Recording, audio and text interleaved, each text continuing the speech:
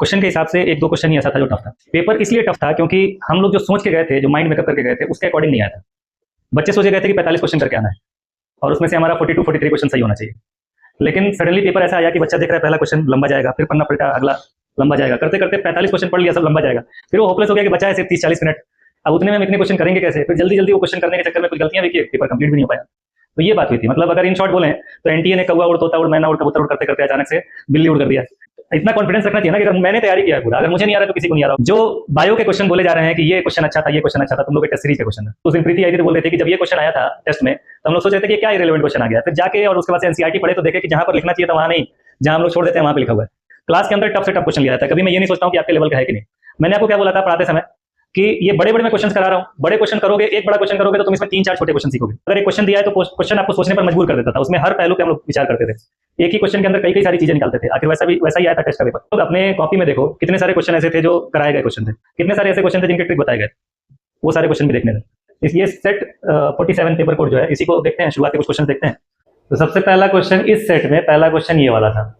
इसमें हमको बताना था कि current passing through the battery in the given circuit, इसमें बैटरी से कितना करंट पास हो रहा होगा ये बताना है हमको।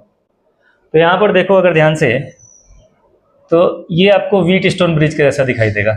ये वाला जो पोर्शन दिखा हुआ है, व्हीटस्टोन ब्रिज में क्या बताया था कि 5 रजिस्टर होते हैं और कॉम्बिनेशन उसका फिगर बना के बताया गया था कि इस तरह का होता है। और मैंने उसमें ट्रिक बताया था कि कहीं कहीं पे अगर व्हीटस्टोन ब्रिज आपको व्हीटस्टोन ब्रिज के जैसा नहीं दिखाई देता है, पता नहीं चल पाता है कि व्हीटस्टोन ब्रिज है कि नहीं, तो उसमें ध्यान देना। तो 5 रजिस्टर होंगे और सीरीज पैरेलल समझ नहीं पाएंगे हम लोग कि कौन सा सीरीज में कौन सा पैरेलल में। तो एक बार हमको चेक करना चाहिए कि क्या ये व्हीटस्टोन ब्रिज तो नहीं है। तो जब यहाँ पर चेक करोगे तो ये वाकई में व्हीटस्टोन ब्रिज निकलेगा। अब चेक करो ये बैलेंस है कि नहीं है। बैलेंस के लिए एक ये 1.5 है, ये 3 है, तो 3/1.5 करो तो 1.5 दूनी 3, 2 आएगा। 5/2.5 करो तो 5 का आधा 2.5, ये भी 2 आएगा। तो रेशियो बराबर है, मतलब ये बैलेंस है। अगर ये बैलेंस है तो ये जो बीच वाला ब्रांच है ये आपका क्या बोलते थे इसको, रिडंडेंट ब्रांच। तो वो वाला ब्रांच हटा देंगे। जब ये वाला ब्रांच हटा देंगे तो ये दोनों सीरीज में आ जाएंगे और ये दोनों सीरीज में आ जाएंगे। 3 और 5 का सीरीज कितना हो जाएगा, 8, और 2.5 और 1.5 का सीरीज कितना हो जाएगा, 4। तो मैंने फिर इसके लिए भी ट्रिक बताया था कि कभी अगर पैरेलल में आते हैं, देखो अगर 2 गुना है तो बड़े वाले को 3 से डिवाइड कर दो, 3 गुना है तो बड़े वाले को 4 से डिवाइड कर दो, 4 गुना है तो बड़े वाले को 5 से डिवाइड कर दो। तो ये कैसा आ रहा है, 2 गुना आ रहा है। 2 गुना है तो क्या हो जाएगा इन दोनों का इक्विवेलेंट, 8/3। तो इन दोनों का इक्विवेलेंट मिला के आ गया हमारा 8/3। ये जो पूरा ब्रांच आपको दिखाई दे रहा है, इस पूरे ब्रांच का इक्विवेलेंट कितना आ गया, 8/3।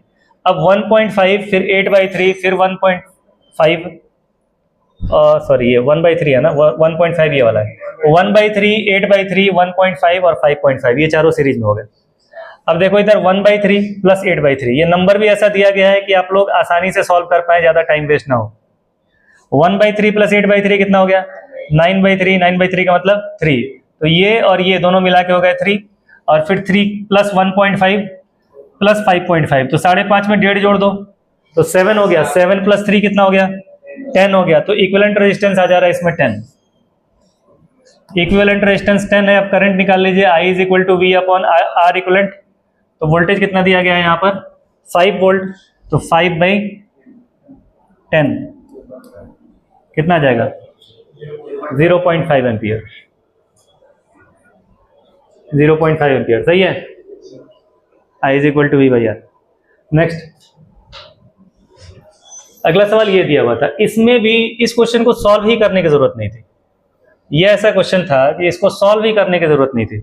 इसको देख के बिना सॉल्व के आंसर बता सकते हैं। कैसे, आपका इलेक्ट्रिक फील्ड जो है वो Z डायरेक्शन में, और इसका प्रोपेगेशन किधर हो रहा है, X डायरेक्शन में चल रहा है, X डायरेक्शन में, और फील्ड है हमारा Z डायरेक्शन में।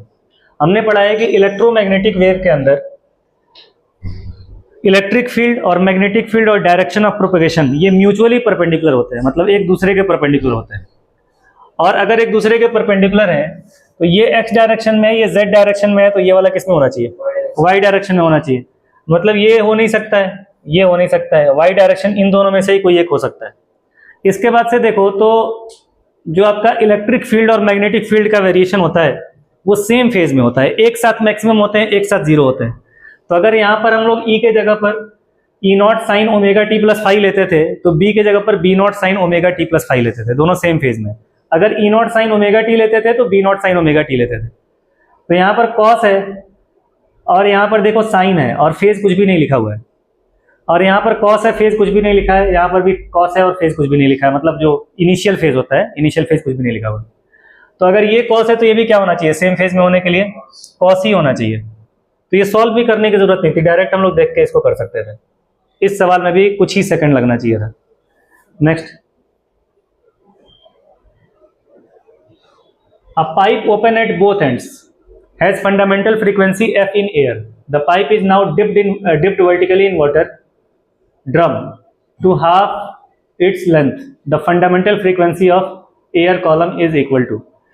इसका मैंने कराया था रेजोनेंस ट्यूब कराया था। रेजोनेंस ट्यूब में बताया था कि अगर कोई ओपन ट्यूब है और इसको पानी के अंदर हम लोग डुबा देते हैं तो वो क्लोज ट्यूब के जैसा बिहेव करने लगता है। तो वही काम यहाँ पर भी हुआ है। एक ओपन ट्यूब है, इसकी लंबाई है L। अब क्या कर रहे हैं, इसको उठा के पानी के अंदर हमने डुबा दिया। कितना डुबाया, आधा डुबा दिया। तो अगर इसको यहां से उठाया जाए और पानी के अंदर आधा डुबा दें इसको, तो अब जो ट्यूब बना, ट्यूब सिर्फ इतना है, अभी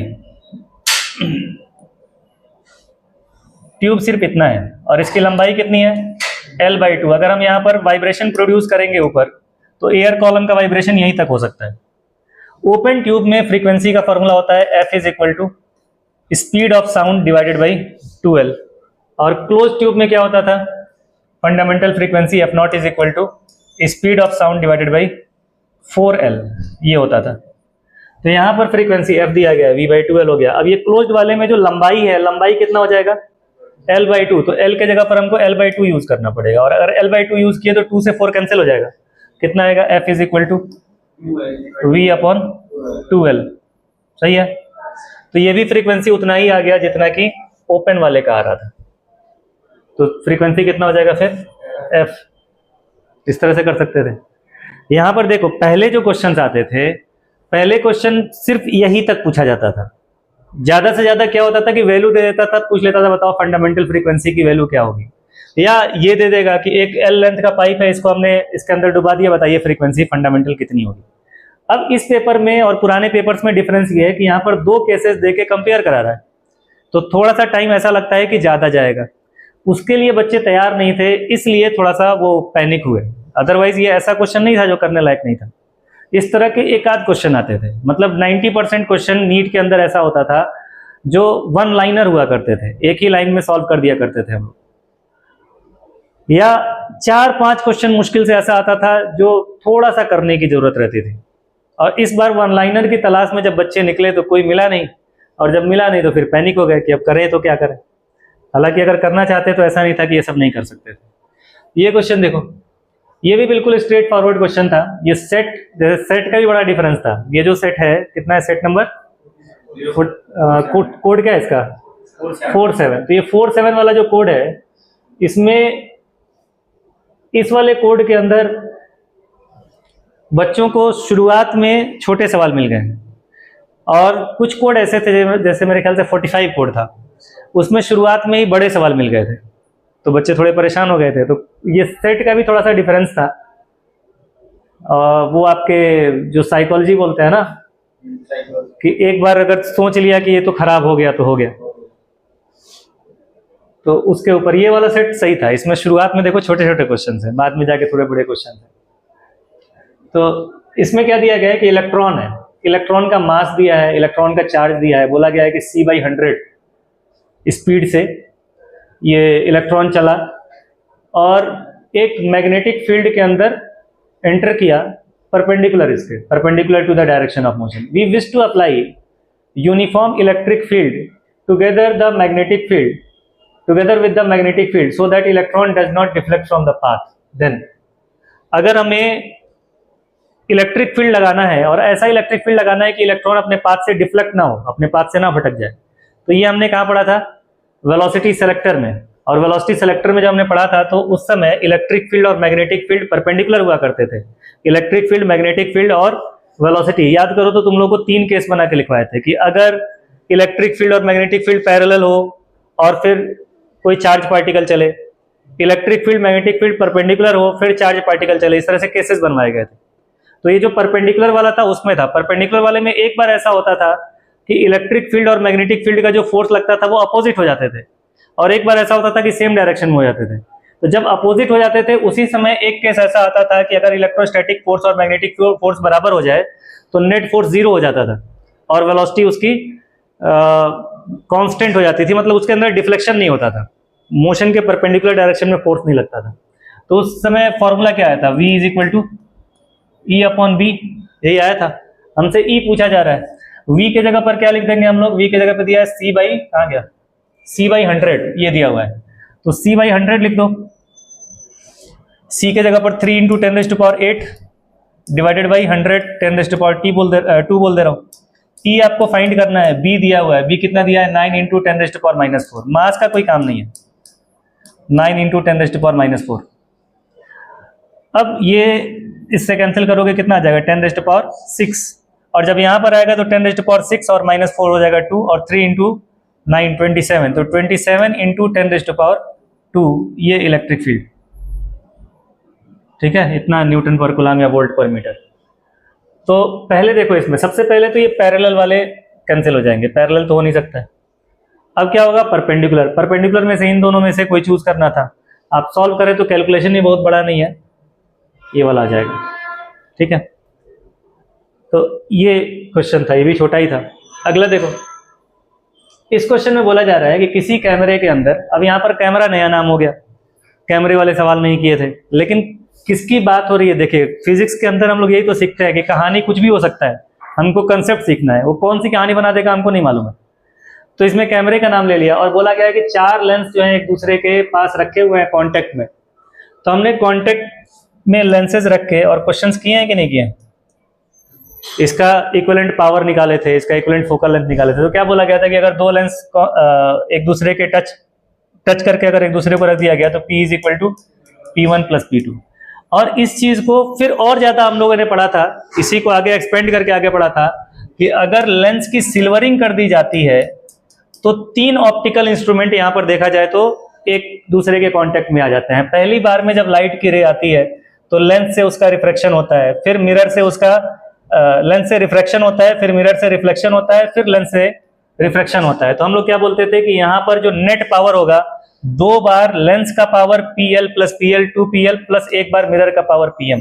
तो ये हम वही तो करते थे कि अगर एक से ज्यादा ऑप्टिकल इंस्ट्रूमेंट कांटेक्ट में रखे गए हैं तो नेट पावर क्या करते हैं, सभी के पावर को ऐड करके निकाल लेते हैं। तो ये हम लोग 2-2 बार करके देखे थे।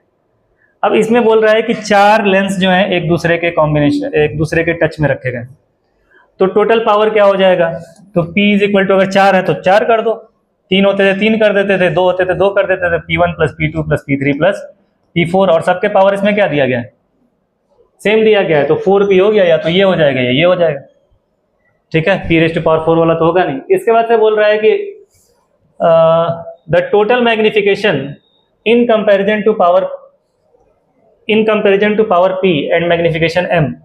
तो टोटल इसमें मैग्निफिकेशन पूछ रहा है, मैग्निफिकेशन पूछ रहा है टोटल कितना होगा, एक का मैग्निफिकेशन M है। तो ये मैग्निफिकेशन वाला मैंने कहां पर बताया था आपको, जब माइक्रोस्कोप पढ़ा रहे थे उस समय एक बार मैग्निफिकेशन होता था आई पीस से, एक बार मैग्निफिकेशन होता था ऑब्जेक्टिव से। तो याद करो जब क्लास में पढ़ाए थे तो उस समय मैंने एग्जांपल लिया था कि अगर मान लो कि 2 बार मैग्निफिकेशन हो रहा है, पहली बार मैग्निफिकेशन हुआ 3 और दूसरी बार मैग्निफिकेशन हुआ 2, ये मैंने एग्जांपल लिया था क्लास में, अगर याद करो तो याद आएगा कि पहली बार, थोड़ा उसका ब्राइटनेस बढ़ा दीजिएगा हिमालय से। तो जब तुम लोग को माइक्रोस्कोप और टेलीस्कोप पढ़ाया था तो कंपाउंड माइक्रोस्कोप पढ़ाते समय क्या एग्जांपल लिया था, उस समय बोला था कि अगर 2 बार मैग्निफिकेशन हो रहा हो, एक बार किसी इंस्ट्रूमेंट ने मैग्निफिकेशन लिया 3 और दूसरी बार लिया 2, एग्जैक्टली जो मैं एग्जांपल लिया था उस समय वही बता रहा हूँ। तो बताओ कि टोटल मैग्निफिकेशन कितना हो जाएगा, 5 हो जाएगा कि 6 हो जाएगा। ये क्लास के अंदर आप लोगों से पूछा गया था कि अगर एक बार 3 मैग्निफिकेशन होता है, एक बार 2 हो जाता है, तो 5 हो जाएगा कि 6 हो जाएगा। तो मिक्स आंसर होते हैं, कुछ बच्चे बोलते हैं 5, कुछ बोलते हैं 6। फिर करके दिखाया जाता है कि मान लो कि कोई ऑब्जेक्ट x है, एक बार मैग्निफिकेशन हुआ तो 3 गुना हो गया 3x, फिर दूसरे बार मैग्निफिकेशन हुआ तो डबल हो गया, तो 3x का डबल क्या हो जाएगा 6x, तो x से 6x हो गया तो कितना गुना हुआ, तो 6। इससे क्या पता चलता है कि मैग्निफिकेशन अगर हमको टोटल निकालना है तो मल्टीप्लाई करके निकालना चाहिए। तो वो चीज़ यहाँ पर लगा सकते थे कि मैग्निफिकेशन अगर 4 बार हो रहा है तो m into M into M into M होना चाहिए, जिस तरह से MO इंटू एम ही करते थे वहाँ पे। तो 4m नहीं होगा, m रेज टू पावर 4 होगा। तो कौन सा वाला हो जाएगा? ये चौथा वाला ऑप्शन हो जाता है। ऐसे ही देखो, इसके अंदर दिया हुआ है इस क्वेश्चन, ये भी आसानी क्वेश्चन है। इसमें बोला गया है कि 2 कॉइल हैं, अब इनके अंदर करंट फ्लो कर रहा है 2 एम्पियर का। 2 एम्पियर का करंट इसमें भी फ्लो कर रहा है, 2 एम्पियर का करंट इसमें भी फ्लो कर रहा है। और बोला जा रहा है कि अगर इनके रेडियाई का रेशियो 1:2 का हो तो मैग्नेटिक मोमेंट्स का रेशियो क्या होगा? मैग्नेटिक मोमेंट का फॉर्मूला बताया गया था, m is equal to IA। और अगर n नंबर ऑफ टन्स होगा तो ना IA, तो ये बताया गया था ना, m is equal to IA। तो मैग्नेटिक मोमेंट्स का रेशियो बताना है आपको, तो m1 upon m2 is equal to IA1 upon IA2। Current तो सेम है ना दोनों में, तो ये कैंसिल हो गया। क्या बचा? A1 upon A2। A1 हो जाएगा आपका pi R1 square divided by pi R2 square. Pi से पाई कैंसिल हो गया। अब R1 R2 का रेशियो आपको दिया हुआ है, R1 अपॉन R2 कितना दिया है? 1/2 दिया है। तो 1/2 का स्क्वायर करोगे कितना हो जाएगा? 1/4 हो जाएगा। इसका ये वाला ऑप्शन हो जाता है। ये भी छोटा क्वेश्चन था।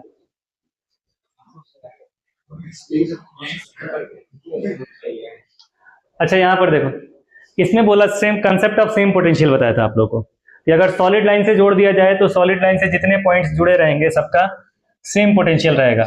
और सेम पोटेंशियल सेम पॉइंट हम लोग करके करते थे क्वेश्चन, कितने ढेर सारे क्वेश्चन ऐसे किए थे कि सेम पोटेंशियल मतलब सेम पॉइंट। तो ये C और D दोनों को सेम पॉइंट मान सकते हैं। तो अगर इस सर्किट को मैं रीड्रॉ करूं तो मैं ऐसे कर सकता हूं, इस C और D जो दोनों पॉइंट हैं, इन दोनों पॉइंट को ऐसे मिला सकता हूं। और फिर तुम लोग को बताया था इसमें मैंने करंट डिवीजन रूल बताया था। करंट डिवीजन रूल लगा सकते हैं, देखो कैसे। सबसे पहले तो टोटल करंट निकाल लो, 50 वोल्ट, 1 है और 3 है पैरेलल में, तो क्या हो जाएगा? 1 और 3 का इक्विवेलेंट 3/4। 3 गुना है तो 4 डिवाइड कर दो, तो इन दोनों का इक्विवेलेंट हो गया 3/4 प्लस ये 2 और 4, क्या ये 2 गुना है? 2 गुना है तो 4/3। इन दोनों को ऐड कर दो तो 9 + 16/12 कितना हो गया? ये 16 9 25/12 25/12 हो गया इक्विवेलेंट रेजिस्टेंस। तो करंट कितना गया टोटल इसमें से? I is equal to V/R, V है 50 डिवाइडेड बाई 25/12। तो 25 से 50 कट गया 2 बार में, तो I इज इक्वल टू आ गया 24 एम्पियर करंट। 24 एम्पियर करंट यहां से निकला। अब ये 24 एम्पियर करंट जब जाएगा तो करंट डिवीजन रूल लगा सकते हो, किस ब्रांच में कितना जाएगा इसके लिए बोलो। करंट डिवीजन रूल कैसे बताया था? टोटल करंट इंटू, बताओ, दूसरा वाला resistance divided by total resistance. तो 4 × 24 और 6 × 18, 18 एम्पियर करंट इसमें गया। ठीक है, 18 गया इसमें, तो बचा हुआ करंट इसमें गया होगा। फिर बाद में जाके दोनों जुड़ गए होंगे, सॉरी दोनों यहाँ पर फिर से दोबारा डिस्ट्रीब्यूट हो गए होंगे, फिर इधर आया होगा, तो फिर वापस कितना आया होगा? 24 एम्पियर ही आया होगा। तो 24 अगर ये सप्लाई किया तो 24 वापस भी लेगा। तो अब यहाँ पर भी तो वही 24 एम्पियर आके जुड़ रहे हैं, मतलब फिर से यहाँ पर हम लोग करंट डिवीजन रूल लगा सकते हैं। अगर इस वाले ब्रांच में मुझे करंट निकालना होगा और मैं करंट डिवीजन रूल लगाऊंगा तो कैसे लगाऊंगा? टोटल करंट 24 इंटू दूसरा वाला resistance 4 divided by total current, total resistance 6। तो 4 × 24 और ये कितना हो गया? 6 × 24 और 4 × 16, 16 एम्पियर इसमें आया, 16 एम्पियर यहाँ पर आया। अब रियलिटी में क्या है? रियलिटी में ये सर्किट है, ये ऊपर वाले ब्रांच में 18 एम्पियर, तो इस वाले में 18 एम्पियर करंट आ रहा है और इस वाले में कितना जा रहा है? 16 एम्पियर करंट आ रहा है। तो अगर इस ब्रांच में 18 है और सी के बाद से 16 हो जा रहा है, तो बचा हुआ 2 एम्पियर कहाँ गया? बचा हुआ 2 एम्पियर इधर नीचे आ जाता होगा। तो यही पूछा गया है कि CD वाले ब्रांच में कितना जाएगा। तो ये सवाल जो है ये थोड़ा सा आपके नीट के हिसाब से जो आप लोग सोच के गए थे उसके हिसाब से ये थोड़ा लेंथी क्वेश्चन था। 2.0 एम्पियर, ये 1.5 है, ये 3.0 है। तो जो आप लोग सोच के गए थे उसके हिसाब से थोड़ा लेंथी था। इतना लेंथी क्वेश्चन नहीं आता था, आप लोग को लगता था कि इतने बड़े सवाल थोड़ी पूछे जाएंगे। तो 1 लाइनर की अगर तलाश कर रहे थे बच्चे तो ये वाला थोड़ा उनको मुश्किल लगा होगा, लेकिन ये मुश्किल है नहीं, कंसेप्ट वाइज मुश्किल है नहीं। बस ये है कि हम माइंड मेकअप करके नहीं गए थे कि अगर हम टफ क्वेश्चन आ जाएगा तो 30-35 क्वेश्चन 40 क्वेश्चन तक अटेम्प्ट करने की कोशिश करेंगे या 35 क्वेश्चन तक अटेम्प्ट करने की कोशिश करेंगे। अब अगर जाओगे तो अब से आसान रहेगा। अब आपको पहले से पता रहेगा कि हाँ पेपर टफ आने वाला है, तो हमारी स्ट्रेटेजी क्या रहेगी। हम कोशिश करेंगे ज़्यादा से ज़्यादा करने की, ज़्यादा करते करते 45 पे पहुँच गए तो और अच्छी बात है, ठीक है। तो अब अगर माइंड मेकअप करके जाओगे तो अब दिक्कत नहीं होगी। जो बच्चे इस साल नीट का एग्ज़ाम दे रहे थे उन लोगों के लिए तो सरप्राइज था, लेकिन जो बच्चे नीट का एग्ज़ाम नहीं दे रहे हैं, या तो 11th में है 10th में है, उनके लिए प्रिपरेशन अच्छा रहेगा, तो अच्छा कर लो जाओगे। तो अब कोई दिक्कत नहीं है, पहले दिक्कत था, इस बार सरप्राइज हो गया ना। अब आगे के लिए आगे से तैयार रहोगे तो दिक्कत नहीं होगी। इस बार था थोड़ा सा दिक्कत, तो पेपर टफ नहीं था, पेपर सरप्राइज दे गया आपको, ठीक है, सरप्राइज दे गया, ये दिक्कत हो गई। चलो और देखो, इसमें बोला जा रहा है कि 2 gases A and B are filled at the same pressure in separate cylinders with movable pistons of radius RA RB। तो 2 सिलेंडर थे, अब कैसे हॉरिजॉन्टली बना सकता हूँ, वर्टिकली बना सकता हूँ। वर्टिकल बनाने में क्या होता है ना, कभी कभी हम लोग वेट के बारे में सोचने लगते हैं पिस्टन के, तो पिस्टन के वेट के बारे में ना सोचें, इसीलिए हॉरिजॉन्टल बना दे रहा हूँ। 2 सिलेंडर हैं इस तरह से, पिस्टन ऐसे लगे हुए हैं। अब कह रहा है कि मूवेबल पिस्टन है और इनके रेडियाई जो है RA और RB हैं, ये इनके रेडियस हैं, और इक्वल अमाउंट ऑफ हीट इसके अंदर सप्लाई किया जा रहा है। यहाँ पर हीटर लगाया गया, तो जितना हीट इसमें दिए इसमें भी हीटर लगा के उतना ही हीट दिए, हीट दोनों में क्यू क्यू दिया गया। Reversibly under constant pressure, pressure भी कांस्टेंट है, प्रेशर भी कांस्टेंट है। Gas A and B displaced by, जब इसको हीट देते हैं तो ये जो पिस्टन से ये डिस्प्लेस होते हैं, पहला पिस्टन डिस्प्लेस होता है 16 सेंटीमीटर, ये वाला पिस्टन 16 सेंटीमीटर डिस्प्लेस हो जाता है, एक्स से लिखते थे इसको, और ये कितना डिस्प्लेस हो जा रहा है, 9 सेंटीमीटर ये डिस्प्लेस हो जा रहा है दूसरा वाला piston. If change in their internal energy is same, internal energy का चेंज भी डेल्टा यू भी सेम दे दिया, डेल्टा यू भी सेम दे दिया है, तो पूछा है कि रेशियो RA अपन RB क्या होगा। इस क्वेश्चन में क्या दिक्कत थी, ये क्वेश्चन पढ़ने में बड़ा लग रहा था कि इतना बड़ा क्वेश्चन, तो जब पढ़ते पढ़ते बड़ा क्वेश्चन लग रहा था तो उसके बाद से हम लोग आगे बढ़ जा रहे थे। ये क्वेश्चन ये भी आसान है, देखो फर्स्ट लॉ ऑफ थर्मोडायनेमिक्स अगर लगाते हैं, क्या होता है first law of thermodynamics, Q is equal to delta U plus W। बोला गया है Q सेम है दोनों में, डेल्टा यू सेम है दोनों में, मतलब W भी सेम है, तो W कांस्टेंट ले लें। अगर W कांस्टेंट ले लिए तो W को लिख सकते हो P डेल्टा V, ये भी कांस्टेंट हो जाएगा। अब बोला गया है प्रेशर भी कांस्टेंट है, मतलब डेल्टा V क्या हो गया, कांस्टेंट, मतलब जितना वॉल्यूम पहले वाले में चेंज हुआ उतना ही वॉल्यूम दूसरे वाले में भी चेंज हुआ, तो बोल सकते हो delta V1 is equal to delta V2। Volume कितना चेंज हुआ, तो जब ये डिस्प्लेस हुआ तो इसका एरिया अगर A है और डिस्प्लेसमेंट इसका 16 है, तो ये पिस्टन जब यहां तक चला जाएगा तो यही वॉल्यूम चेंज हुआ ना इसका। क्या लिख सकते हैं इसको, A1 इंटू x1, x1 कितना है 16, डायरेक्ट लिख दे रहा हूँ, A1 इंटू 16, और ये हो जाएगा A2 इंटू 9, ठीक है। A1 के जगह पर क्या लिख सकते हो, pi into R1 square into 16 is equal to, ये लिख सकते हो pi into R2 square into 9, pi pi cancel हो गया, R1 square upon R2 square, या R1 अपॉन R2 का whole square is equal to 9/16। फिर दोनों तरफ स्क्वायर रूट ले लो तो R1 अपॉन R2 आ जाएगा, स्क्वायर रूट लेने के बाद से क्या आ जाएगा 3/4। तो इसमें देख लेना थर्ड ऑप्शन, सीक्वेंस देख लीजिएगा, पहले RA दिया है, फिर RB दिया है, RA का 9 दिया है। रेशियो वाले सवालों में सीक्वेंस का ही थोड़ा सा ध्यान रखना होता है, सीक्वेंस उल्टा हो जाता है तो आंसर उल्टा आ जाता है। देखो आंसर यहाँ पे 4/3 3/4 दोनों दिया, ठीक है, तो सीक्वेंस सही है ना, अगर सीक्वेंस सही है तो आंसर सही होगा। नेक्स्ट, ये भी आपका KTG का ही सवाल लग रहा है, ideal gas pressure P1 P2, number of mole N1 N2, volume V1 V2। यहाँ पर बोला गया है कि एक कंटेनर के पास 2 चैम्बर है, चैम्बर वाले भी कितने सवाल किए थे हम लोग, और बोला गया है कि ये चैम्बर कैसे हैं, इंसुलेटेड, थर्मल इंसुलेटर है, इसको हम लोग क्या बोलते थे, एडियाबेटिक वॉल्स बोलते थे। पहले चैम्बर में 5 मोल, दूसरे चैम्बर में 4 मोल, ये गैसेस हैं, आइडियल गैस है। प्रेशर P1, पहले वाले में प्रेशर कितना था 1 atm, दूसरे वाले में pressure 2 atm। When partition is removed mixture of gas attains equilibrium of. अब पार्टीशन अगर हटा दिया जाए तो इक्विलिब्रियम कहां पर आएगा, तो एक तो तरीका हो सकता है कि N1 is equal to total initial number of moles is equal to total final number of moles से ट्राई करो, लेकिन वहां पर एक दिक्कत यह है कि हो सकता है कि फाइनल टेम्परेचर और इनिशियल टेम्परेचर सेम ना हो, टेम्परेचर के बारे में नहीं दिया हुआ है।